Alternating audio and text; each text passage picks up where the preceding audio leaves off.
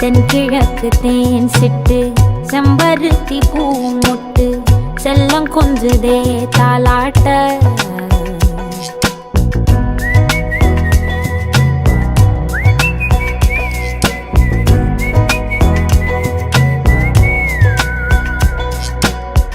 எத்தனையோ காலம் வாராத வானவில் வந்தது போலி பேச